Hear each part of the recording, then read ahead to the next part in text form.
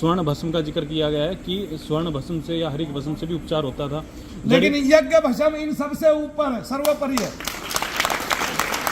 तो यज्ञ भस्म के ऊपर ही, जैसे यज्ञ पद्धति के ऊपर जब हम उपचार करते हैं तो अभी जो आधुनिक चिकित्सा है और एक वो बात इसको मानने को तैयार सामवेद नहीं में है। स्पष्ट लिखा हुआ है कि जल से चिकित्सा की जा सकती है और जल से रोग आदि को खाया जा सकता है। और जो फोन आपके हाथ में उसमें मैंने वो क्या कहते हैं वो मंत्र भी लिखा हुआ है जो सामवेद में है कि यज्ञ से जल से सर्व रोगों का हरण किया जा सकता है। अब वो जल बहुत प्रकार का होता है, एक पढ़ के दिया जाने वाला जल होता है, एक गंगा जल होता है, एक जल वो होता है जिसमें क्रिश्चियन लोग डुबकी लगा के धर्म बदल देते हैं।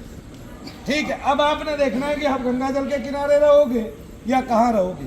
देखिए आज तक वैज्ञानिक ये तो बताते हैं कि गंगा के जल में ये पदार्थ है, वैसे पदार्थ मिला के गंगा जल बना के दिखा दो ना जो खराब ना हो, बना दो ना, किसी की बोले शनिदेव महाराज की जी। यज्ञ के द्वारा जो उपचार होते हैं, मंत्रों के द्वारा उपचार होते हैं, उसको आधुनिक साइंस एलोपैथी मानना क्यों नहीं चाहती है? अगर वो यज्ञ चिकित्सा को मान लेगी तो जो एलोपैथी ने 30 प्रकार के डॉक्टर बनाए हैं वो एक ही में समाविष्ट हो जाएगा।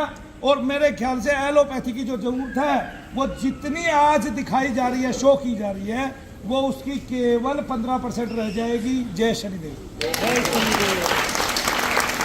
और इससे पूरी चराचर जगत में भारत की धरती से दवाइयों से पैसा कमाने वाले जो चिकित्सक हैं, जो उनके पास अरबों खरबों रुपया भरा पड़ा है, जो एक साल काम नहीं करते हैं दुनिया में, भारत में, और एक साल में ही अरबोपति हो जाते हैं, 15-15 बिल्डिंगें खड़ी हो जाती हैं, महल खड़े हो जाते हैं, बढ़िया कोट सूट पैंट पहन के रहते हैं, और जिनके बच्चे बड़े स्कूलों में पढ़ते हैं, और जहां वो रहते हैं वहां हमारे जैसे लोग रह नहीं सकते, चाहे वो कितना पसीना बहाए और कितना अग्नि तपे। जय शनिदेव। अभी हाल ही में आपका प्रोग्राम न्यूज नेशन पे आया था जिसमें आपने एक रिपोर्ट दिखाई थी कैंसर के मरीज की जी। पहले की और बाद की। पहले कैंसर के पेशेंट की हालत खराब थी, बाद में आपने उसको ठीक किया। जब वो मेरे पास आई 38 किलो वजन था। एक बात बताइए, अगर डॉक्टर किसी भी रोग को कैंसर घोषित कर देंगे मैं कैसे मान लूंगा? अगर वो पित्र आदिकों से वो रोग उत्पन्न है तो स्पष्ट लिखा हुआ है हमारे सारे ग्रंथों में, और आयुर्वेद के ग्रंथों में स्पष्ट लिखा हुआ है, प्रत्येक मंत्र के प्रचरण में भी स्पष्ट लिखा हुआ है कि कोई भी मंत्र किसी भी रोग को खा जाने में सक्षम है। लेकिन ये डॉक्टर पागल हुए हैं, इन्होंने तो एक खोज कर ली है, कैंसर नाम का रोग है। इनको ये भी नहीं पता, क्या पता पहले इस कैंसर को किसी और नाम से पुकारा जाता हो। जैसे 90 प्रकार के ज्वर है, कोई डॉक्टर एलोपैथी का मुझे उन ज्वरों के नाम बताए जो 90 प्रकार के ज्वर है। डॉक्टरों का ये कहना है कि अगर आप कैंसर ठीक कर पाते तो सभी कैंसर मरीज शनिधाम में ठीक होने चाहिए, या आप घुटने ठीक हो रहे हैं तो सभी घुटनों वालों को शनिधाम में भेज दें। तो डॉक्टर की आवश्यकता क्या है? शारीरिक रोगों को ठीक नहीं कर सकता, और इसलिए शनिधाम पहले ही चेक करता है, और अगर उसका रोग होता है तो वो पहले मनु भैया खड़े करके आपको उस रोग को गायब करके दिखाते हैं, उसके बाद उस रोग का धीरे धीरे उपचार होता है। शनिधाम की ये विशिष्टता है, ऐसा दुनिया में किसी डॉक्टर के यहाँ नहीं होता। एलोपैथी वाला डॉक्टर तो ऐसा सोच भी नहीं सकता। इसलिए यज्ञोपैथी जो है वो दुनिया की सबसे विशिष्ट पैथी है। और एक बात कि ये एक और बात है कि शनिधाम में ऐसे यज्ञ की स्थापना है कि अगर किसी को शंका है, सुबह है, तो वो आए, मूढ़ा पे बैठे और अपने आप यज्ञ करे और दूसरों से भी यज्ञ कराए और देखे, पूछे उनको क्या लाभ होते हैं। और एक बात, वो अपने मरीज भी वहीं से ले आए। उन सारे मरीजों को दर्द होने चाहिए, क्योंकि पितृ रोग से दर्द होते हैं और प्रेत रोग से कष्ट दर्द होते हैं। प्रेत और पितृ एक ही है, दोनों का एक ही लोक है और दोनों एक ही जगह जाते हैं। जय शनिदेव। क्योंकि जो प्रेत जिसको आप बोल रहे हैं वो भी किसी के ना किसी के घर का पितृ है, इसलिए दोनों में समता है, समान है, लेकिन बोलने में अलग अलग आते हैं। इसलिए पितृ यज्ञ करे, यज्ञ करे, यज्ञ करे। आज के 10 साल बाद सभी लोग निगेटिविटी से प्रभावित होंगे, डॉक्टर उनको तरह तरह के रोग बताएंगे और उनके ठीक होने पे नहीं आएंगे, और उनके घर के कमाए हुए सारे पैसे 2-4 बिल्डिंगों में ही चले जाएंगे। यानी कि उनके अंदर जाते हुए लोगों को डर लगेगा, थर्राएंगे, कांपेंगे, उनके पास पैसा बाकी नहीं रहेगा। ऐसा समय आने वाला है जल्द। इसलिए निगेटिविटी से छुटकारा पाना है तो मंत्र औषधि लो, यज्ञ औषधि लो। जय शनिदेव। भारत में सरकारें धर्म की चादर बिछाकर ही अपना वर्चस्व बनाती हैं, लेकिन बनने के बाद आधुनिक विज्ञान को ही चुनती हैं। ऐसा क्यों? दरअसल उनकी महिमा यहीं तक है कि उन्होंने आपसे वोट लेनी है, उनकी महिमा यहाँ तक नहीं है। और दूसरा, जब वो वोट लेने के लिए चलते हैं तो उनको पीछे पार्टियां चाहिए होती हैं जो उनको पैसा देते हैं। अब वो मनु भैया के पास आएंगे तो यहाँ से कुछ मिलेगा नहीं, तो वो उनको चुनेंगे जो बड़े बड़े रईस हैं। और वो रईस कैसे होते हैं ये आपको पता ही है। तो लोगों के लिए धर्म केवल पैसा कमाने का साधन रह गया है, मनु भैया के लिए नहीं है। जय शनिदेव। अब सनातन पद्धति को कैसे आगे लाया जाए? जैसे मैंने किया, आप आए, खुद यज्ञ करें और यज्ञ की महिमा जाने। क्या एक मनु भैया के रहने से पूरे भारत का काम हो जाएगा? जी, जब लोग जानेंगे कि मनु भैया ने 6 वर्ष तक लगातार तप किया और उस निरंतर तप और अभ्यास के कारण 20 साल तक जप अभ्यास के कारण उनको एक विलक्षण शक्ति मिली। और वो शक्ति ये है कि आप जब यज्ञ करते हैं मनु भैया के पास आकर, आपकी 40-50 साल से जो रोग था, जिसको डॉक्टर डिसोसिएटिव डिसऑर्डर बोलते हैं कि एक आदमी हाजिरी लेता है, हाथ पैर अकड़ जाते हैं, दांत भिज जाते हैं और उसका सर घूमने लगता है, और डॉक्टर कहता है डिसोसिएटिव डिसऑर्डर है ये तो। या फिर डॉक्टर उसको कुछ और ओसीडी बता देता है या कुछ और बता देता है, ये डॉक्टरों ने नाम रख दिए। मैं नहीं कहता ये रोग है, क्योंकि जो रोग पितृ से और प्रेत से है उसको आप कुछ बोले ठीक करके तो दिखाए पहले। मनु भैया ने तो ठीक कर दिए, क्योंकि अगर वे प्रेत रोग नहीं होते, वे पितृ रोग नहीं होते तो कभी ठीक नहीं होते मनु भैया से। शारीरिक रोग को एलोपैथी से ठीक कराए, आयुर्वेद से ठीक कराए, या होम्योपैथ से ठीक कराए, या यूनानी चिकित्सा से ठीक कराए। मनु भैया का इससे कुछ आता जाता नहीं है। या फिर वो योग से ठीक करे। मनु भैया तो केवल प्रेत और पित्रादिक रोगों को ठीक करते हैं, और वो भी यज्ञ के माध्यम से, दीपदान के माध्यम से और मंत्र चिकित्सा के माध्यम से। तो आज मनु भैया हरियाणा के इस गुड़गांव में अपना धाम चला रहे हैं, जहाँ पर जितने भी लोग आते हैं उन लोगों को राहत देते हैं, निवारण करते हैं असाध्य रोगों से। लेकिन भारत तो बहुत बड़ा देश है, इसमें 29 राज्य हैं, 7 केंद्रीय शासित राज्य हैं, तो उसे किस नज़र से देखेंगे आप? उसे एक दिन सरकार देखेगी एक नज़र से। सरकार को जब पता चलेगा कि तुम जब वोट लेने गए तो आदमी दुखी था, उस पर एक चोट पड़ी हुई है बड़े बड़े हॉस्पिटल्स की, और उनके जेब के खाते से जो आज कंपनियां भुगतान कर रही है, जब उनको पता चलेगा, जो कंपनियां क्या कर रहे हैं, भुगतान कर रही है, जिस दिन उनको पता चलेगा कि कोई मनु भैया है, उस दिन वो भुगतान करना बंद कर देगी। उनको पता चलेगा बहुत सारे रोग तो यही ठीक हो रहे हैं, ठीक है ना। तो फिर क्या होगा, एक विलक्षणता पैदा होगी। वो खोज करेंगी, कौन सी कंपनियां खोज करेंगी? जो आपको मेडिकल क्या देती है, इंश्योरेंस देती है, वो खोज करेंगी। वो मनु भैया जैसे लाखों व्यक्तियों को उठा के कहाँ बैठा देंगी? हॉस्पिटल्स में बैठा देगी, क्योंकि उनको फिर कम पैसा देना पड़ेगा हॉस्पिटल्स को, और उसका वो एक नियमित तय कर देंगे, और वहाँ यज्ञ होगा। फिर हर हॉस्पिटल में यज्ञ होगा, हर हॉस्पिटल में एक मनु भैया बैठा होगा, आपको मिलेगा। महामंडलेश्वर और धर्म गुरुओं में और मनु भैया में क्या फ़र्क है? महामंडलेश्वरों को तो मैंने सिगरेट पीते हुए भी देखा है, मनु भैया सिगरेट नहीं पीते हैं, ये फर्क है। भगवा की अगर बात करें, जो भगवा चोला पहनकर धर्मगुरु बनते हैं, या मनु भैया कुर्ता पजामा पहनकर बैठते हैं, लक्षण किसका कितना है, कौन कितना सुलक्षण है, ये भगवान जानते हैं। और किसने भगवान को हृदय से करीबी से पाया, ये भगवान जानते हैं। अरे भाई, आपने तो न्यूज नेशन पे धर्मगुरुओं को गाली देते हुए सुन लिया लोगों ने, और वो भी ब्राह्मण जाति के धर्मगुरु ने, जिसको बोलते हैं क्या, महामंडलेश्वर। तो जब महामंडलेश्वर गाली भी दे रहा है और महामंडलेश्वर सिगरेट भी पी रहा है, तो ऐसे धर्मगुरु का मनु भैया क्या करेंगे और ये समाज क्या करेगा?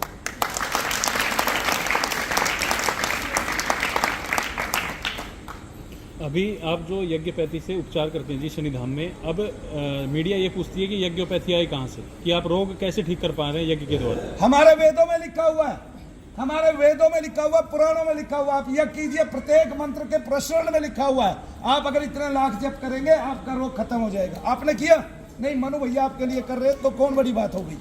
एक कोई तो करेगा ना, कोई तो देखेगा ना कि मेरे ऋषियों ने लिखा क्या है, मैं उसके पश्चिमों पे चलूँ तो कुछ प्राप्त होता है कि नहीं होता है। तो मनु भैया ने देखा, हाँ प्राप्त होता है। अब इसको ढोंग बताओ, ढकोसला बताओ, अंधविश्वास बताओ, पाखंड बताओ। पत्ती तो आपकी है, पत्ती तो मेरे ऋषियों की है, पत्ती तो उन महान आत्माओं की है जिन्होंने उसकी रचित की। शब्द से शक्ति उत्पन्न होती है, संसार जानता है। सबसे शक्ति उत्पन्न होती है, न्यूज नेशन वाले भी जानते हैं, इसलिए टाइटल को कैसे घुमा फिरा के डाल देते हैं। जो डॉक्टर से ठीक नहीं हो के आते, क्योंकि शनिधाम में मैंने ये देखा है कि हमारे पास वो लोग आते हैं जो डॉक्टर से पहले ही लुट पिट के आते हैं। जी, अच्छा एक बात इसका भी उदाहरण ले लेते हैं, डॉक्टरों को किस किसने पैसे दे रखे हैं, हाथ खड़े कर लो। जिन्होंने डॉक्टरों को पैसे दे रखे हैं दोनों हाथ खड़े करेगा, जो भी खड़ा करेगा। 100% सभी ने दे रखे हैं, 100% लोगों ने। तो इसी पर एक अब हाथ नीचे कर लो। अब जिनकी दवाइयां बंद हो गई है वो हाथ ऊपर कर लो। जिनकी दवाइयां बंद हो गई, देखो कितने लोगों को मनु भैया ने बचा लिया है। इनकी सबकी दवाइयां बंद होगी तकरीबन। अब इसी पर ही मेरा प्रश्न ये है जी, अब इसको हम चमत्कार समझें या चिकित्सा की पद्धति समझें? चिकित्सा की एक पद्धति मनु भैया ने 40,000 वीडियो में कहीं नहीं कहा कोई चमत्कार होता है, कहीं भी नहीं कहा। ना ये कहा मेरे पास कोई विलक्षण सिद्धि है, ये भी नहीं कहा। क्यों नहीं कहा? क्योंकि मनु भैया हकीकत जानते हैं, जो सत्य बोलता है भाई उसको पछाड़ा जाता है। आज किसी को ना किसी को ये पड़ी है कि मनु भैया को अगर नीचे ले जाओगे, यही आदमी बता सकता है, इन सारी पत्तियों को इसको नीचे ले जाओगे तो सनातन धर्म दब जाएगा फिर से, और वो सनातन ही जागेगा नहीं। अब कैसे जगाएं सरकार को और कैसे बनाएं नया वर्चस्व इस धर्म का, अध्यात्म का, जिससे लोग जो जाते हैं वो सरकार को जगाएंगे। क्यों? क्योंकि सबने जी न्यूज पे एक वीडियो देखी है और सबने मनु भैया के लिए दुनिया भर के धन्यवाद भी लिखे हैं और जी न्यूज के खिलाफ लाखों कमेंट्स लिखे हैं। इसी से एक दिन सरकार जाग जाएगी। जय श्री देव।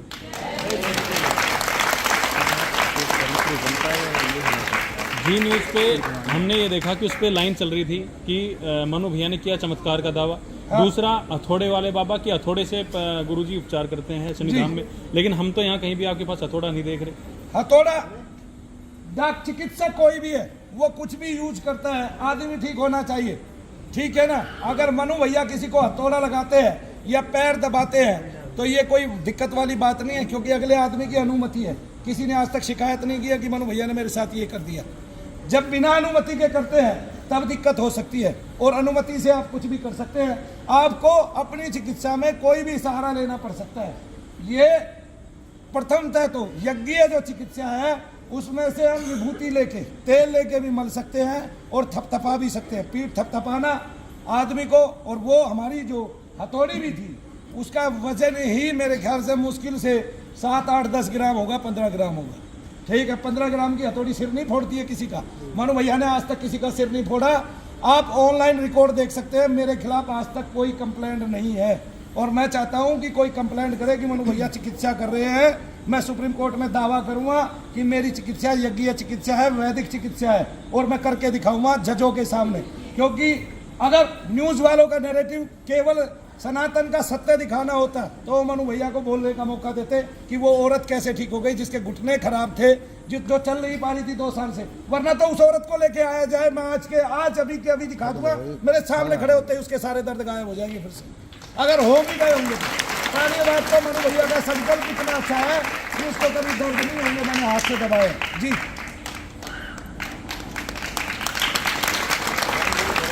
माइंड रीडर और सम्मोहन जी, इनके लिए क्या कहते हैं आप? माइंड रीडर लोगों के दर्द और दुख दूर क्यों नहीं कर रहा? अगर वो ये कह रहा है कि ये चीजें तो की जा सकती है, लोगों के दर्द और दुख दूर करे, माइंड रीडर क्यों कहता है? तुम ये सोचो, वो सीधा मनु भैया के मन में क्या चल रहा है वो क्यों नहीं बता देता कि मनु भैया के मन में ये सत्य विचार है और ये असत्य विचार है। तब माइंड रीडर को मैं कुछ नहीं समझता, नगण्य समझता हूँ। वो एक कला है, मैं ये जान रहा हूँ कि वो एक कला है। मैंने उनको कह भी दिया भाई तुम्हारी कला तुम्हें मुबारक, मेरी कला मुझे मुबारक। भगवान और एक बात, वहां तो धर्माचार्य भी ऐसे बैठे हैं जो ये कह रहे हैं कि सिद्धि आज तक किसी को नहीं मिली। भगवान ने तुरंत ही सिद्धि दी अर्जुन को, और तब दृष्टि से वो दिखा दिया। उसको ये नहीं पता भगवान बूढ़ा केस कह रहे हैं अर्जुन को, उसको ये पता है भगवान इंद्र की औलाद कह रहे हैं अर्जुन को। इंद्र के पुत्र हैं अर्जुन, इंद्र के दिए हुए पुत्र हैं अर्जुन, नहीं समझे आप? और सूर्य के कौन है? कारण है। और गुड़ा केस का मतलब होता है जो निद्रा पर विजय पाले। और अर्जुन के पास जितनी विद्या है, जितनी सिद्धियां हैं, शायद आज के किसी धर्माचार्य ने सुनी ही नहीं होगी। वो दुनिया के विशिष्ट धनुर्धर हैं और उनके पास ब्रह्मास्त्र तक लेके अस्त्र है, दुनिया भर के अस्त्र हैं। हमारा ये सिद्धि नहीं तो और क्या है? हमारा आज का समाज ड्रग्स लेने को, जो दवाइयों में जो ड्रग्स आता है जो शरीर के अंगों को बेकार करता है, उसको आधुनिकता समझता है। और जो आस्था से ठीक होते हैं, यज्ञ से ठीक होते हैं, विभूति लेने से ठीक होते हैं, तो उसको अंधविश्वास समझता है। इस क्या कहें, आज का समाज तो जितना पढ़ता है उतनी दारू भी तो पीता है, नहीं पीता, और उतनी ड्रग्स लेता है, उतने प्रकार के नशे करता है। तो भाई इसमें कोई क्या कह सकता है? मैं तो ये जानता हूँ जो शनिधाम में आएगा यज्ञोपैथी से अपना सफल इलाज करा लेगा, चाहे उसका धीरे धीरे हो। अगर उसको प्रेत से या पितृ रोग आदि है, पितृ कष्ट आदि है, तो वो यज्ञोपैथी से ही ठीक होगा। दुनिया का कोई भी डॉक्टर उसको अगले 1 लाख वर्षों तक ठीक नहीं कर सकता। मनु भैया भगवा से क्यों अलग हैं? मनु भैया भगवा से इसलिए अलग है क्योंकि मनु भैया ने एक तो भगवा की विशिष्टता बहुत ऊंची है, और दूसरा उसमें कुछ नीच प्रकार के लोग घुस गए हैं, कुछ पैसा कमाने के लिए घुस गए हैं, कुछ किसी वर्चस्व के कारण घुस गए हैं, कुछ इसलिए घुस गए हैं कि घर से दुखी थे, कुछ इसलिए घुस गए हैं कि वहाँ बैठ के घर पे तनख्वाह भेजते रहते हैं। तो मनु भैया जो भगवा है, जो रियल में भगवा है, उसके तो मनु भैया लायक नहीं है, और जो गलत भगवा है वैसा बनना नहीं चाहते।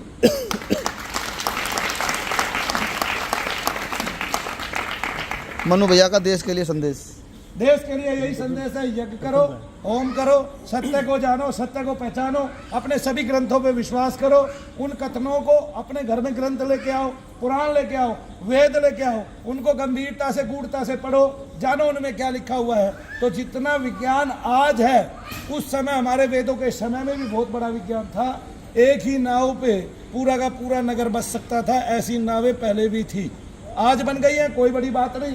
आज विशिष्टता से विज्ञान ने कुछ उन्नति की है, तो उतना आदमी पैदा हुआ है, और सरकारों ने उसमें मदद की है। कोई ऐसा तो नहीं है अगर सरकार मदद नहीं करे तो चंद्रयान बना के ऊपर भेज देगा, अब तो ऐसा है नहीं।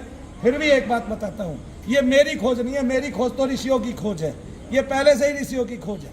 फिर भी जब एडिशन बल्ब बना रहा था तो उसको ये भी नहीं पता था ये जलेगा और उजाला होगा, बना दिया ना फिर भी। और जब बना दिया तो कई बार तो उसमें विचलित भी हुआ होगा, बहुत सारे पेजों को फाड़ा भी गया होगा। इसलिए मनु भैया की 20 साल की खोज है। और जो तप करते हैं, किसी एक राह पर चलते हैं, उस एक राह की उसको सिद्धि होती है। जैसे मैं ये पूछता हूँ एक महात्मा से, धर्माचार्य से, वो कहता है सिद्धि नहीं होती है, तो वो अपनी इस मूर्खता को पहले तो लपेट के रखे अपने घर पे, और फिर ये देखे कि प्रत्येक व्यक्ति प्रत्येक कार्य में सिद्ध हो जाता है। अगर कोई डब्बे बना रहा है लगातार, तो कई बार ऐसा होता है कि वो बिना देखे इधर डब्बा बनाता चला जाता है। क्यों? क्योंकि वो उसमें पारंगत हो चुका होता है, उसको उसकी सिद्धि हो चुकी होती है। गृहिणी को खाना बनाने में सिद्धि हो गई है, ठीक है, हो गई है कि नहीं हो गई है। दाई को बच्चे पैदा करवाने में सिद्धि हो गई है, ठीक है, वो डॉक्टर से पहले बता देगी ये होने वाला है। ऐसे तो जो जो काम करता है उसमें वो सिद्ध हो जाता है। मनु भैया यज्ञ करते हैं, यज्ञ करने में सिद्ध हो गए, इसमें कौन सी बड़ी बात है? क्या भविष्य में मनु भैया भगवा धारण करेंगे? क्यों धारण करेंगे भगवा? मैं तो उनकी ऐसे इज्जत करता हूँ, अपने संतों की, भारत समाज की। मैं गृहस्थ हूँ, अपने बच्चों की शादी करके संन्यास जरूर धारण कर सकता हूँ, भगवा धारण नहीं करूँगा। संन्यास धारण करने में भगवा नहीं आता, क्योंकि कोई भी गृहस्थ आपके चौथे आश्रम में अपने आप पहुँच जाता है, वानप्रस्थ के बाद संन्यास। और उसके लिए उसको कपड़े पहनने की या सन्यासी ही बनने की या वैसे वस्त्र पहनने की, साधुओं वाले वस्त्र पहनने की जरूरत नहीं है, देख दिखावे की जरूरत नहीं। एक आदमी बैठे अपना भजन करे, क्यों किसी से मिले, क्यों किसी को वो करे। अपना जब तक कर्म किया तब तक ये किया कि सब लोग भगवान का नाम लें, सब लोगों के दुख दूर हों, सब लोगों के कष्ट दूर हों। वो जाने रोग क्या है, शारीरिक रोग क्या है और प्रेत रोग क्या है, यानी कि पितृदोष क्या है। तो भगवा धारण ना करने से क्या भारत सरकार आपके ऊपर ध्यान देगी? दे ना दे, लोग ध्यान देंगे एक दिन। जो लोग यहाँ से ठीक होके जाते हैं वो अपनी पंक्ति को भी बताएंगे, उनके बच्चे भी जानेंगे। आज मेरे पास भारत का भविष्य आ रहा है, छोटा छोटा छोटा छोटा, एक दिन वो बड़ा बड़ा बन जाएगा। कोई उसमें से डॉक्टर बनेगा, कोई टीचर बनेगा, और कोई उसमें IAS अफसर बनेगा, कोई एक दिन मिनिस्टर बन के सामने खड़ा होगा कि मनु भैया आ जाओ, आज मैं आपका काम कर देता हूँ, आपने जो सपना देखा था उसको पूर्ण कर देता हूँ। इसलिए मैं अपनी पौध को भी बचा रहा हूँ, और वो जो यहाँ से बच के जाएगा उसके बच्चे भी जानेंगे और वो भी जानेंगे कि हम डॉक्टरों से कितने लुटे गए हैं, कितने ठगे गए हैं, और आखिरकार हमें सत्य की राह मिल गई है। बोले सूर्यदेव महाराज की। यीशु मसीह ने कोई रोग ठीक नहीं किया, केवल शैतानों को निकाला, शैतानों के द्वारा होने वाले रोग अपने आप ठीक हो गए। और चाहे किसी का उसमें बेहोशी थी, मूर्छा थी, यानी कि मृत के समान हो गई थी, और चाहे किसी को कोई रोग था, घुटनों का रोग था, और चाहे किसी के पैर नहीं चल पा रहे थे, कोई लंगड़ा था। वो लंगड़ा नहीं था एक्चुअली में, उसको प्रेतादिक बाधा थी, तभी से प्रेत चले आ रहे हैं। इसलिए हमारे पुराणों में अनुशीलन है, प्रेतों का जिक्र है, प्रेतों का। और दुनिया भर के पुराणों में 12 पुराणों में 13 पुराणों में जिक्र है, 18 पुराणों में से। और इसके अलावा सारे तंत्र ग्रंथों में प्रेतादिकों का, पिशाचादिकों का जिक्र है। ये भारत की धरा यूं ही सुनी नहीं है, ये ऋषियों की खोज है। अपनी खोज पर आइए, वापस देखिए। मुसलमान जिन जिन्नात मानता है, क्रिश्चियन शैतान मानता है, तुम्हें भूत प्रेत मानने में क्या दिक्कत है भाई? शब्दों की ऐसे ही तो आपकी डिक्शनरी नहीं बनी है, और जो शब्द आया है वो बाद में आया है। पहले उसका कुछ ना कुछ हल हो गया, पहले उसका कुछ ना कुछ अस्तित्व आ गया। जय शनिदेव। और ये शारीरिक रोग कभी नहीं थे, क्योंकि आज भी क्रिश्चियन है और वो उनके नाम पे मैं आदमी पैदा करता हूँ यहाँ पे, जिसको शारीरिक रोग है मैं उसकी छटाई करता हूँ। कोई एक दुनिया का महात्मा, कोई एक दुनिया का संत भक्त उसको ठीक करके दिखा देना, मान जाऊंगा, क्योंकि मुझे पता है, मैंने ये खोज की है, आप केवल प्रेतादिक रोग ही ठीक कर सकते हो। कितना भी ताकतवर मंत्र है, और अगर आपकी खोज और ही ज्यादा चली गई, तब आप रोगों को निकाल के आदमी के शरीर से आकाश मार्ग में छोड़ सकते हो। समय आने पर वो फिर लौटेगा, क्योंकि वो आपके कर्म का फल है। बोलिए शनिदेव तो महाराज। क्या ये माने कि असाध्य रोगों से जो ग्रसित हैं लोग जी, विभिन्न राज्यों में या अन्य कंट्रियों में, वो केवल मनु भैया के पास आके ही ठीक होंगे? असाध्य रोग का मतलब ये नहीं है शारीरिक रोग। असाध्य रोग का मतलब हमारी तरफ से तो ये है प्रेतादिक रोग, प्रेत से और पितृ से होने वाले रोग, कष्ट, उन्माद, जिसमें लोग खेलते हैं। डॉक्टर आज तक उसी को नहीं समझ पाया। वो कभी कहता है दोहरा है, कभी कहता है मिर्गी है। अरे भाई तो ठीक तो कर दो। आज भी मेरा दावा है, डॉक्टर अपने पास आने वाले मरीजों को ठीक करके उनकी वीडियो बनाए कि वो कितने ठीक हो गए, तब पता चलेगा कि मनु भैया की 40,000 वीडियो कहाँ काम कर रही है और इसके पूरे भारत के डॉक्टरों की वीडियो कहाँ काम कर रही है। भारत के हॉस्पिटलों में बहुत लाइन लगी हुई है, बेड नहीं है, बाहर फुटपाथों पर भी बोतल लटका रखी है, लोगों की बोतल चढ़ाई जा रही है, ऑपरेशन के लिए 6-6 महीने की डेट दी जा रही है। जिनको 6 महीने की ऑपरेशन की डेट दी गई है, वो 1 घंटा भगवान को दे, 1 घंटे तक वो मानसिक जप करे। अगर अगले 15 मिनट में उनके कंधे भारी हो गए, सर भारी हो गया, जम्भाइयां आने लगी, रुआसा आने लगा, रोना आने लगा, और दर्द कहीं कहीं चलने लगा, और तीव्रता से बढ़ता गया शरीर में दर्द, कीलें चुभने लगी, और जीना भारी हो गया, जैसे सर फट जाएगा, तो वो डॉक्टर के पास जाने से पहले भगवान का नाम ले, दीपदान करे, तब उसको आराम पड़ेगा। और एक उस टाइम उसको पता चलेगा कि आपके जितने रोग हैं वो प्रेतादिकों के कारण है। लक्षण बता रहा हूँ, केवल भगवान का नाम लेने से मानसिक आपको पहले ही पता चल जाएगा आपको रोग है कि आपको दोष है, निगेटिविटी है। इससे बढ़िया कोई उपाय नहीं, और इससे बड़ी कोई मशीन नहीं, भगवान के नाम से बड़ी मशीन।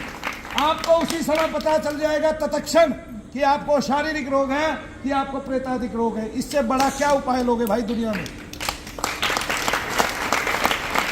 लेकिन मैं बात कर रहा था कि बहुत सारे मरीज हैं, बाहर फुटपाथों पर लेटे हैं, बोतल चढ़ रही है। हमारे भारत में बहुत सारे शहर हैं, बहुत सारे ज़िले हैं, बड़े बड़े अस्पताल हैं, उनमें इतनी भीड़ की कतार है। मनु भैया जी का एक धाम है, कैसे करें निवारण इतने बड़े देश का? आप तो मनु भैया के बहुत सारे धाम खुलवाने पे लगे हुए हैं, मनु भैया के लिए संभव नहीं है। मैं तो जितना हाथ अपने हाथों से, दोनों हाथों से काम कर सकता हूँ वो मैं यहाँ रोज कर ही रहा हूँ, और सीखने का आज कोई इच्छुक नहीं है। जो इच्छुक है वो ये सोचता है मैं 1 साल में धनाढ्य भी हो जाऊं और 1 साल में मेरा वर्चस्व भी हो जाए मनु भैया की तरह, तब वो मनु भैया के 20 साल देखना बंद कर देता है। बोलिए शनिदेव महाराज की। अभी अब बात ले लेते हैं पर्ची वाले बाबाओं की जी कि देश में बहुत सारे पर्ची वाले बाबा आ गए हैं जो बताते हैं कि हम आपका भविष्य बता देते हैं। क्या पर्ची में भविष्य बताया जा सकता है? एक प्रश्न। इसमें दूसरा प्रश्न ये है कि वो बोलते हैं कि हमको तो सीधे हनुमान जी कान में बताते हैं, या हनुमान जी से खुद आके बताते हैं कि इसका ये केस। हनुमान जी कभी किसी को दर्शन की बातें तो बता सकते हैं, दार्शनिक बातें बता सकते हैं, भगवान श्री राम से मिला सकते हैं। किसी के जन्म करण मरण लिखने में वो पारंगत नहीं है। पूछो क्यों? पूछो क्यों? क्योंकि भगवान का हमारे किसी भी कर्म से कोई मतलब नहीं है। इसलिए भगवान कहते हैं अर्जुन जो अति से पापाचारी है, मतलब जिससे बड़ा पापी कोई नहीं बना, जिससे बड़ा दुराचारी इस संसार में कोई नहीं है, वो भी अनन्य भाव से मेरी शरण में आ जाएगा। किस भाव से? अनन्य भाव से, तो मैं उसे मिल जाऊंगा। इसका मतलब भगवान केवल उद्धार करने के लिए है, भगवान केवल आपको आत्मदर्शन कराने के लिए है, भगवान संसार के सभी पदार्थ देने के लिए भी है, लेकिन भगवान पर्ची बनाने के लिए नहीं है, भूत भविष्य लिखने के लिए नहीं है। इसलिए कहीं पे अगर बैठ के कोई संत पूजा कर रहा है और आपने उस संत को पूज लिया और मृत्यु के उपरांत वो लोक कल्याण चाहता है, तब उसके मन में ऐसी इच्छा है, तो अपने उस संकल्प के साथ वो संत आपका उद्धार करता है। वो आपके मन में वही विचार देता है जो विचार अगले के लिए फिट बैठता है, तो वो उसमें भूत भविष्य की कुछ घटनाएं आपको बता देता है। ना तो इससे सारा भविष्य ज्ञात होता है, ना सारा भूतकाल ज्ञात होता है, ना सारी बातें ज्ञात होती है। आपके शरीर पे क्या लगा हुआ है, क्या रखा हुआ है ये भी जान सकता है, आपके घर में कितने लोग हैं ये भी जान सकता है, आपके घर को बता सकता है और आपकी बहुत सारी चीज़ें बता सकता है, कुछ सूक्ष्म बातें भी बता सकता है। लेकिन इससे पूरे जीवन का आना जाना नहीं। आप बचपन में कैसे थे, छठी क्लास में कैसे पढ़ते थे, 8वीं में कैसे पढ़ते थे, हैं जी, आपको कौन कौन सी बीमारियां थी उस टाइम में, क्या क्या आपका ठीक हुआ, आपने कितने दिन भगवान का नाम लिया, आपके मन में कैसे कैसे संकल्प थे, आपके विचार कैसे कैसे आते थे, बताने के लिए बहुत कुछ है। हैं जी, आप किस तरह के कपड़े पहनना पसंद करते थे, कैसे रहना पसंद करते थे, ऐसे कैसे खाना पसंद करते थे, आप एक विचार जान के नहीं बता सकते। सबका मन आंदोलित है और मन जो है उनके संकल्प बार बार बदलते रहते हैं। ठीक है, आप अच्छे आदमी में बैठ गए अच्छे विचार बन गए, आप बुरे आदमी में बैठ गए बुरे विचार बन गए। ये तो सारी बातें मन के स्वभाव पे है। तक आप मन से कुछ बातें पढ़ के आप बता सकते हो या मन की बातें जान सकते हो। मन से ना पढ़ के भी वो सूक्ष्म आत्माएं मन की बातें जान सकती हैं बिना मन पढ़े भी, यानी कि आपका पर्चा पहले से भी लिख सकती है। तो इसमें कोई जरूरी नहीं है, लेकिन हनुमान जी की कृपा उस आत्मा पे जरूर है जिसने पहले उसको पर्चा बनाना बताया और पर्चा बनाना सिखाया। और इसमें तो हमारे एक मित्र बड़े हैं, पारंगत है, पंडोखर सरकार वाले, वो बहुत ही पारंगत है। उनको वो पर्चा बनाते हुए इतने साल हो गए, सन्यासी बाबा के नाम से कुछ हद नहीं। और हनुमान जी महाराज की अनुपम कृपा है उन पे, हमेशा हनुमान जी महाराज के तत्व उनके आसपास दिखाई देंगे। और तत्व का मतलब क्या है समझते हो, कि कोई तो उसको हनुमान के रूप में देखेगा, कोई उनको रेड तरंग के रूप में देखेगा, और ये सब जाना जा सकता है। जिस जल पे आप पढ़ के और उस जल को वो दे देते हो, ध्वनि विज्ञान से मापते हो, तो उसके आकार बदलने लगते हैं ध्वनि से। ये हमारे पहले प्रयोग किए जा चुके हैं। अगर आज कोई डॉक्टर किसी न्यूज चैनल पे बैठ के ये कहता है, उसको पता नहीं है कि ध्वनि के क्या क्या प्रयोग है फिर, और ध्वनि क्या क्या कर सकती है। ये ध्वनि है जो संसार में सबसे ज्यादा विस्फोट करती है, ये अग्नि है जो सबको खा जाता है, गला जाता है। और उस अग्नि यज्ञ के माध्यम से, उस शब्द के माध्यम से हम दुनिया भर के विस्फोट करते हैं। तो रोग आदि का विस्फोट हो गया तो क्या दिक्कत है। इसलिए प्रत्येक मंत्र में भी, बहुत सारे मंत्रों में लिखा हुआ है स्फोट है, मारे मारे, कीले कीले, दूने दूने, मर्दे मर्दे, नर्दे नर्दे, मुर्दे मुर्दे, ऐसे वर्धे वर्धे, ऐसे बहुत सारे जी इस तरह के विचार आते हैं। जय शनिदेव। बोलिए शनिदेव महाराज की, बोलिए परम पूज्य गुरुदेव मोहन भैया जी की जय शनिदेव। जय शनिदेव। तो हनुमान जी की कोई भक्ति करते हैं तो उसको मिलता क्या है जी, अगर वो पर्ची बनाना। हनुमान जी की भक्ति करता है वो सूक्ष्म हो जाता है और सूक्ष्म हो जाता है, वो फिर लोगों की मदद करता है। लोगों की मदद किस लिए करता है, देखिए पंडोकर सरकार 1 लाख लोग गए, 50,000 ठीक हो गए, वो 50,000 लोग भगवान में श्रद्धा रखेंगे, हनुमान जी का नाम लेंगे। इससे बड़ी क्या उपलब्धि हो सकती है आदमी के जीवन में, इससे बड़ी कौन सी उपलब्धि गिनोगे आप आदमी के जीवन में।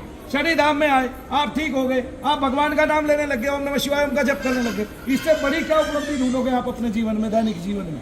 आप तो नाम ले ही नहीं रहे थे, आप तो इन धामों में गए तभी तो आपने नाम लिया, आप तो बागेश्वर गए तभी तो आपने नाम लिया, आप तो कहीं और गए हनुमान जी के मंदिर में तभी तो आपने नाम लिया, उससे पहले तो आप उतना नाम ले नहीं रहे थे। फिर मंदिर में जाने के बाद आप कई घंटे बैठ के नाम लेते हो, इससे बड़ा विलक्षण प्रभाव पड़ता है। शब्द शक्ति उत्पन्न करता है और उस शक्ति से विलक्षणता आती है, और वो विलक्षणता आपके शारीरिक रोगों को खा जाती है, वो विलक्षणता आपके अंधेरे जीवन को उजाले में बदल देती है, वो विलक्षणता आपके घर का मैल खा जाती है, मल खा जाती है। तब लक्ष्मी माता प्रसन्न होती हैं और कूड़ा करकट बाहर हो जाता है और लक्ष्मी आने लगती है, वो मार्ग ढूंढ लेती है।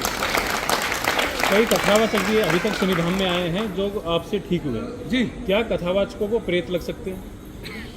प्रेत तो किसी को भी लग सकता है। पीछे एक महात्मा को प्रेत था, एक चुड़ैल उसकी नाभि मंडल में बैठती थी, लेकिन वो सिद्ध महात्मा थे, मैं ये कहता हूँ, क्योंकि वो आंख बंद करने के बाद सीधे समाधि में चले जाते थे, 8-10 घंटे बाद उठते थे, ये उनका वर्चस्व था। लेकिन वो चुड़ैल उनका पीछा नहीं छोड़ रही थी, उनके नाभि मंडल पर दर्द होता था, इसलिए वो शनिधाम में आए, उन्होंने अपना यज्ञ किया और वो ठीक हो गए। और आज भी वो शनिधाम की महिमा गाते हैं और अपने भक्तों में अगर किसी को इस तरह पीड़ित देखते हैं तो भेज देते हैं।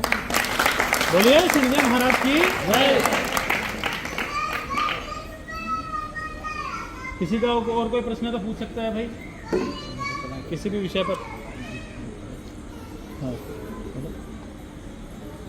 गुरु जी, आजकल जिस प्रकार भारत देश की जनता है, हाँ जी, और आजकल के जैसे जो बच्चे हैं, युवा युवा युवा छोटे छोटे बच्चे हैं, जिनको बचपन में माता पिता मोबाइल दे देते हैं, मोबाइल की जगह में उनको राम राम क्यों नहीं सिखाते, उनकी जिद पूरी करते हैं, ऐसे में क्या मोबाइल से भी राम राम सीखा जा सकता है। मोबाइल पे जब दो तो आप अपने बच्चे को राम राम लिखना सिखा दो। हमारे मोहित जी, हमारे रोहित जी पूरा दिन बैठ के राम राम लिखते हैं, जय श्री राम जय श्री राम जय श्री राम। तो मोबाइल को अच्छे कर्म के लिए यूज करोगे तो बढ़िया, बुरे कर्म मेरे मोबाइल में दुनिया भर की पीडीएफ पढ़ी है, पुराणों की है, वेदों की और दुनिया भर के उसकी इतिहास की। आप रोजाना अगर मोबाइल हाथ में है तो रोजाना कुछ ना कुछ उसमें से पढ़ते रहोगे और वो आपके लिए कामयाब हो जाएगा। ये एक यंत्र है और संसार में ऐसे बहुत सारे उपकरण वैज्ञानिकों ने बनाए हैं। उन वैज्ञानिकों पर ईश्वर की प्रभुत्व था, उनके जीवन में ईश्वर की अनुकंपा थी और कहीं ना कहीं जैसे रामानुजनाचार्य जो थे उनकी माता लक्ष्मी का वो करती थी और उन माता लक्ष्मी ने उनको वरदान दिया, यानी कि स्वप्न में ये दिखा दिया आपके यहाँ लक्षण बच्चा पैदा होने वाला है। और रामानुजनाचार्य जो है इस मैथमेटिक्स के जो माता महालक्ष्मी ने उनको प्रदान किया था, दुनिया के सबसे बड़े विद्वान निकले। इस प्रकार से आज की युवा पीढ़ी नशाखोरी में जा रही है, हाँ डूबती जा रही है, ऐसे में हम धर्मगुरु का सपना कैसे देख पाएंगे? नशाखोरी में जब पहले चले गए थे तो अमेरिका वालों का नशा छुड़ाने कौन गए थे? हरे राम राम राम हरे हरे, हरे कृष्णा कृष्णा कृष्णा हरे हरे। तो फिर से प्रभुपाद जी आएंगे, हमारी नशा जो करने वाली पीढ़ी है उनको नशा मुक्त कराएंगे, उनको अपने हाथों से खिचड़ी खिलाएंगे, भोजन कराएंगे और बोलेंगे हरे राम राम राम हरे हरे, हरे कृष्णा कृष्णा कृष्णा हरे राम राम राम हरे कृष्णा कृष्णा कृष्णा। जब जिसकी आवश्यकता पड़ती है और जिसको समझाने के लिए जिस मानव की आवश्यकता पड़ती है, मानव शरीर की, भगवान को, वो तब उसको चुन लेता है और उससे वही काम कराता है। और सबसे बड़ी बात, सत्य बोलने वालों ने तो पहले भी दंश झेला था इस समाज का, आज मनु भैया झेल लेंगे तो कोई बड़ी उपलब्धि नहीं है। ठीक है, यीशु मसीह के कीले लगी और जो सत्य बोलता गया उनकी उसी तरह उनको पीड़ा मिलती चली गई। सत्य पीड़ा पाके ही निखरता है, वो जब चला जाता है तब उसके बाद लोगों को पता चलता है कि वहाँ से कभी सत्य आया था, उस मुख से कभी सत्य निकला था और तब उसकी पूजा होती है धर के। जी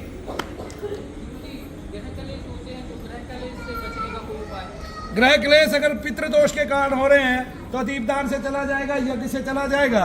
और अगर आपकी सबकी मनोदशा ऐसी हो गई है कि अपनी मनमानी करने पे लगे हैं तो वो पितृदान से नहीं, वो केवल विवेक से जाएगा, समझदारी से जाएगा। से माननीय प्रधानमंत्री जी देश के लिए सनातन धर्म को उठाने के लिए इतने कदम उठा रहे हैं, तो आप उनसे किस प्रकार से चेताएंगे कि इस यज्ञोपति को, ऋषिमुनि की पत्ति को आगे ला के क्या शिक्षा के क्षेत्र में किताबों बुक्स में ऐसा सब्जेक्ट नहीं होना चाहिए? ये तो प्रधानमंत्री जी को देखना चाहिए कि जब वो योग को आगे कर सकते हैं तो यज्ञोपैथी को क्यों आगे नहीं कर सकते? तब उनका यज्ञ से क्या आमना सामना कभी नहीं हुआ? क्या उन्होंने यज्ञ नहीं किया कभी भारत भू के लिए? तो उन्होंने बहुत सारे ऐसे यज्ञ किए हैं, लेकिन वो अभी ये नहीं जानते कि यज्ञ से रोग भी नाश होता है।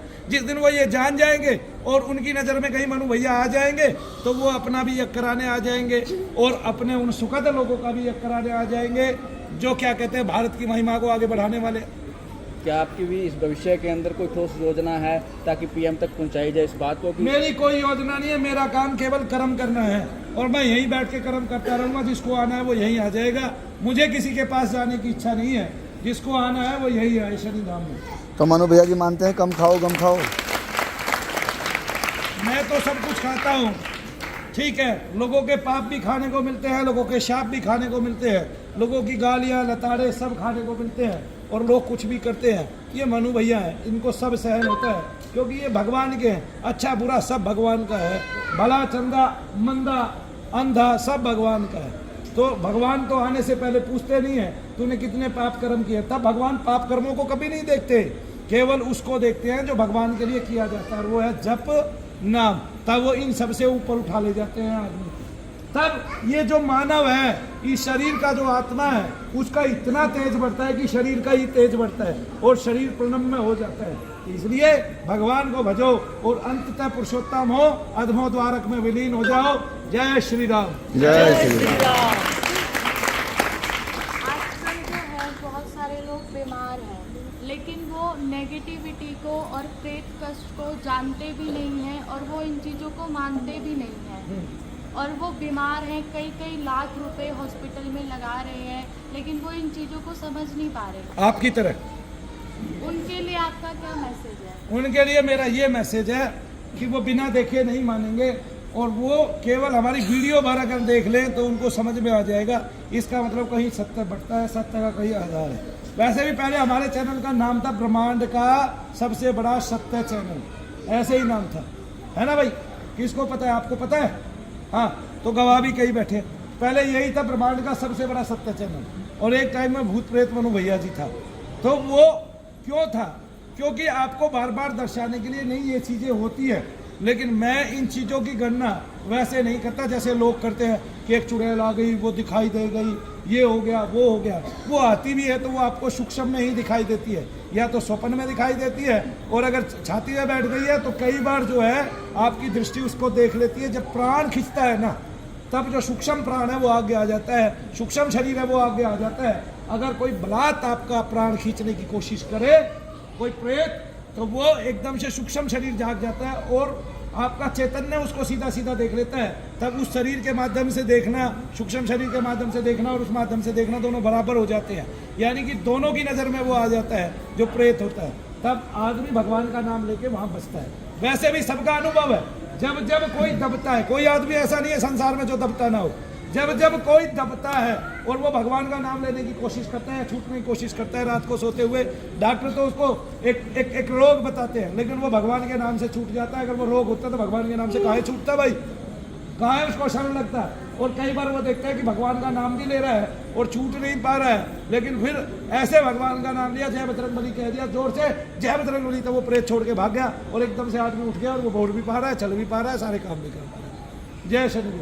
इसको वो बोलता है, क्या बोलता है doctor? Sleep paralysis. Sleep paralyse. और ये डॉक्टर को होता है। फिर उसने तो हर विधा के एक नाम रख दिए। आप भाई प्रेत रोग को कोई नाम दे दोगे तो वो प्रेत रोग रह नहीं जाएगा, वो तो एलोपैथी रोग रह जाएगा, नहीं समझे? और एलोपैथी से वो कभी ठीक नहीं होगा। मुझे तो पता नहीं है, मैं तो ये कहता हूँ हिंदुस्तान के सारे डॉक्टर मिलके 50 ऐसे आदमी ढूंढ दो जो उन्होंने गठिया बाई के ठीक किए। बोलिए शनिदेव महाराज की जय। और वीडियो बना दो उनकी, देखो जी इनको गठिया बाई था, ये ठीक हो गए। हमारे पास ऐसे ऐसे केस हैं, गठिया बाई का एक इंजेक्शन कहीं 1.5 लाख का मिल रहा है, कहीं 25,000 का मिल रहा है, कहीं वो वही इंजेक्शन 2.5 लाख का मिल रहा है। वही इंजेक्शन 25,000 के करीब का है या उससे कम का है।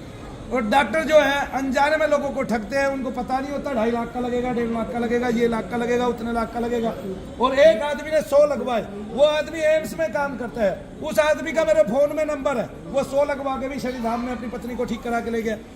बोलिए शनिदेव महाराज की। अगर उनको प्रेत रोग नहीं होता, पितृ कष्ट नहीं होता, तो शनिधाम से कोई रोग ठीक नहीं होता। ये बात याद रखें, शनिधाम कभी भी रोगों को ठीक नहीं करता, कोई चमत्कार नहीं करता, वो केवल यज्ञोपैथी करता है, जप माध्यम से, जप चिकित्सा से। हाँ, जरूरत पड़ी किसी के शरीर में अगर किसी प्रेत की जगह ज्यादा है उसको हटाने की, तो वो मुक्का भी मार सकता है, वो हथौड़ी का भी यूज कर सकता है, और उस हथौड़ी का यूज करने के बाद उसके दर्द कम होते हैं, ना कि बढ़ते हैं। और ये सारी दुनिया में देखा है। अब बात कर ली जाए असली पाखंडवाद की। जी, अभी जो मीडिया में चल रहा है वो मीडिया तो सनातन का एक तरीके से सनातन को ही पाखंड बता रही है जी। लेकिन आपने अभी बताया है पहले कि जिसमें माता खेल रही है, जीभ निकाल के हाजिरी आ रही है, वो पाखंडवाद है। तो इसके बारे में जानना इसके बारे में ये है कि ये केवल प्रेतोन्माद है या पित्रोन्माद है, जो खेल रहे हैं, कूद रहे हैं और जिनके सर हिल रहे हैं। या तो प्रेतोन्माद है या पित्रोन्माद है, या फिर कोई तंत्र का ऐसा देवता है जो किसी एक घर का पित्र है और फिर उसको पूजने सब लग गए, उसको देवता बना देते हैं, उसको जगह जगह पूजा देते हैं, चौक चौराहों को पूजते हैं, वही शरीर में ऐसे खेलते हैं। भगवान कभी भी किसी के शरीर में ऐसे नहीं खेलते, ये प्रमाणित है। क्योंकि अगर ऐसे खेलते तो हमारे विशिष्ट महात्मा गण जो गद्दी पर बैठे हैं, गद्दी आसीन है, वे भी खेलते, क्योंकि वो भी भगवान की ही साधना कर रहे हैं और भगवान उनमें भी खेल के आते, और वो मैं कभी देख नहीं सकता था। ठीक है ना? तो ये निरा पाखंड था, पाखंड है और पाखंड ही रहेगा। जो महिलाएं जिन्होंने कभी भक्ति की नहीं, और वो महात्मा जो रोजाना भक्ति कर रहे हैं, उनको माता मिलती नहीं, और वो महिलाएं किसी कीर्तन में जाती है, उसी दिन उसमें माता आ जाती है जीभ निकाल के। तो ये मेरा पाखंड है। इस पाखंड की मैं शुरू से ही अवहेलना करता हूँ।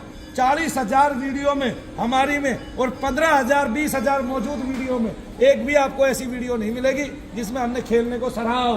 हाँ, हमारे पास खेलने वाले जरूर आए, हमने उनसे काम भी कराया, उनकी दृष्टियां भी खुली उन सूक्ष्म आत्माओं के कारण या प्रेतात्माओं के कारण या उन सूक्ष्म देवताओं के कारण, क्योंकि हमने उनको स्वच्छ कर दिया, लेकिन उनका साथ में खेलना भी बंद कर दिया। बोलिए शनिदेव महाराज की। अभी बहुत सारे महात्मा भारत में मौजूद हैं। हम कैसे जाने कि वो सामने वाले जो महात्मा है जो प्रवचन दे रहे हैं वो आत्मदर्शी? आत्मदर्शी होना कोई बहुत बड़ी बात नहीं है। आत्मदर्शन एक ग्रस्त को जितनी आसानी से हो जाता है इतना महात्माओं को नहीं होता। पूछो क्यों? क्यों? आप महात्मा तो बन गए, अभी आपने संसार का भोग नहीं किया। जो संसार की ठोकर खा लेता है वो संसार के परे चला जाता है ना। जैसे एक काम करते करते छिक जाते हैं ना, ऐसे ही संसार में रहते रहते छक जाते हैं, और जब छक जाते हैं तो उससे परे हो जाते हैं, तो भगवान की शरण में चले जाते हैं। ऐसा व्यक्ति जो संसार की ठोकर खा के भगवान की शरण में गया है, उससे जल्दी तीव्रता से कोई भगवान की प्राप्ति नहीं कर सकता। कबीर दास जी, तुलसीदास जी, इसके मौजूद समस्त भारत में ही नहीं समस्त विश्व में, और तुकाराम जी महाराज समस्त विश्व में इसके मौजूद क्या है? गवाह है।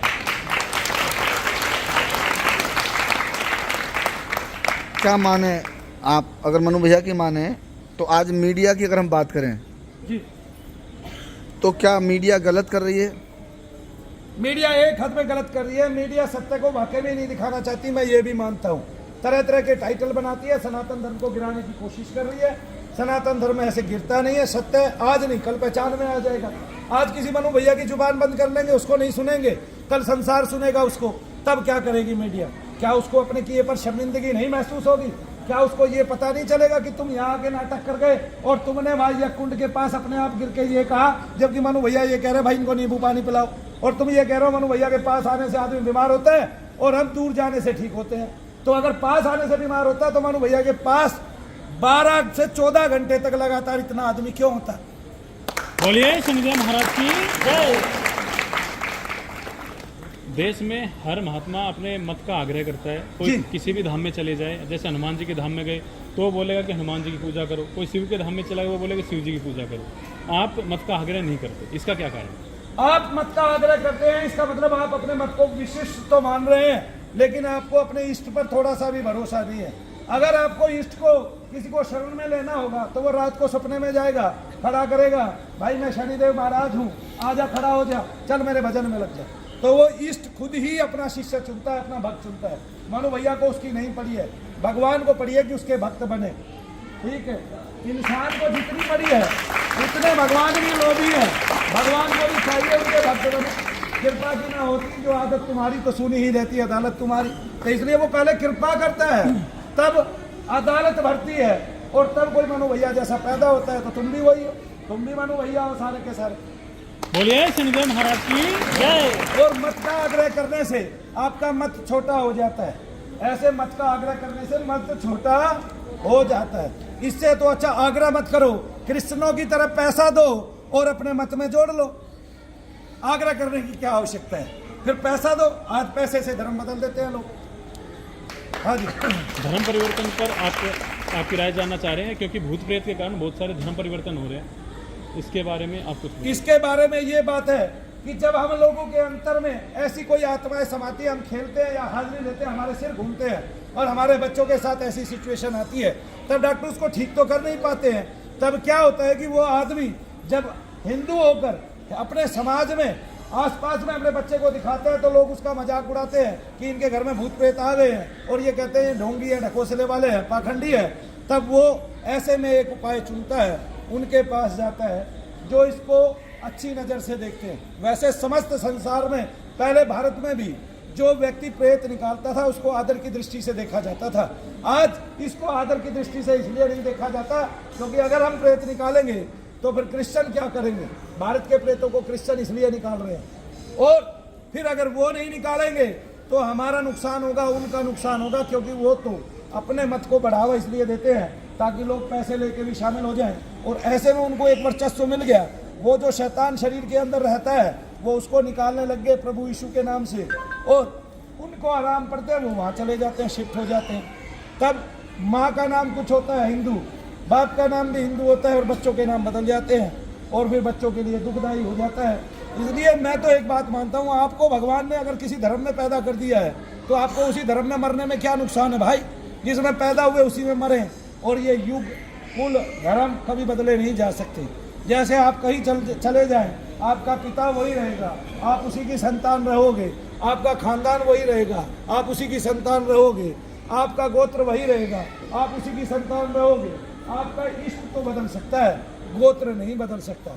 इष्ट तो इसलिए बदल सकता है कोई अगर हनुमान जी की पूजा करता है तो हनुमान जी उसको सीधा भगवान शंकर के पास भेज सकते हैं कि जाओ आप शंकर की पूजा करो। मैंने माना आपने मेरी पूजा आरंभ की है, लेकिन मैंने तुम्हें ग्रहण किया, इसलिए तुम मेरे बच्चे हो। अब तुम जिस द्वारे पे जाओगे वही द्वारा, वही भगवान, वही देवता तुम्हें प्यार करेगा ही। ये सेम ऐसे होता है कि जैसे बच्चे का पिता, यानी कि एक पिता का बच्चा अगर अपने पिता के दोस्तों के यहाँ जाए तो सब दोस्त उसको प्यार करते हैं अपने बच्चे की तरह।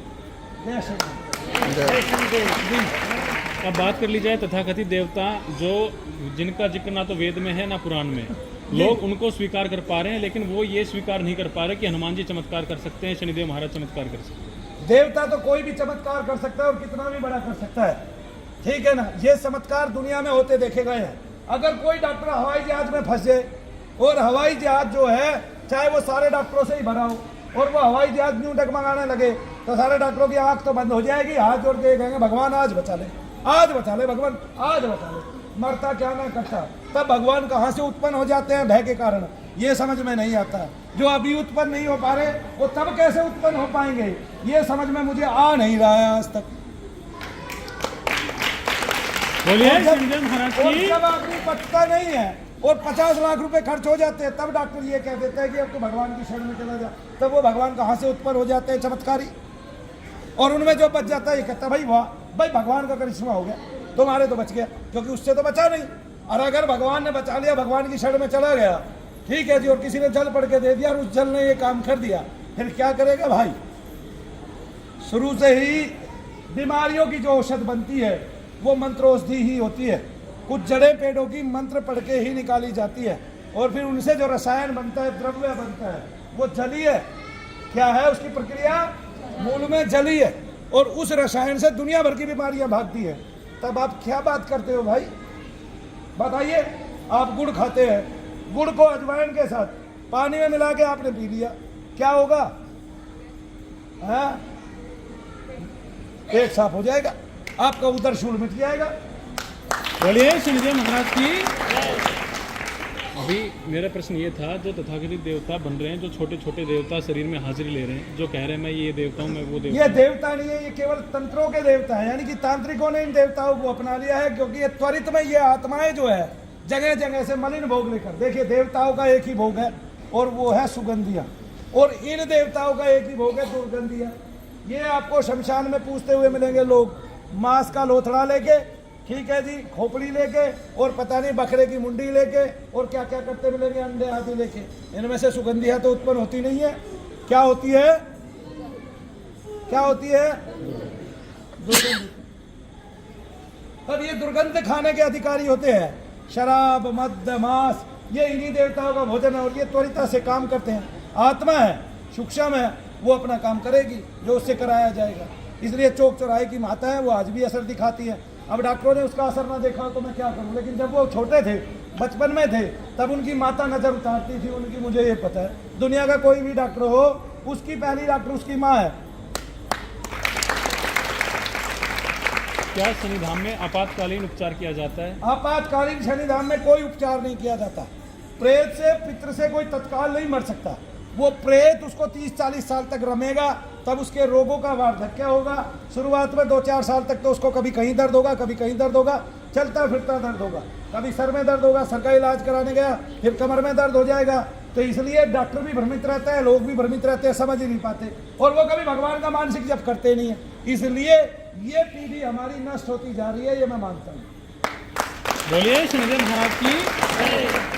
तो एक अंतिम प्रश्न, आज की युवा पीढ़ी को बचाने के लिए आपके एक उपदेश। अंतिम प्रश्न ये है, युवा पीढ़ी बचेगी भगवान के नाम से, इसके अलावा कोई उपाय इस दुनिया में है नहीं।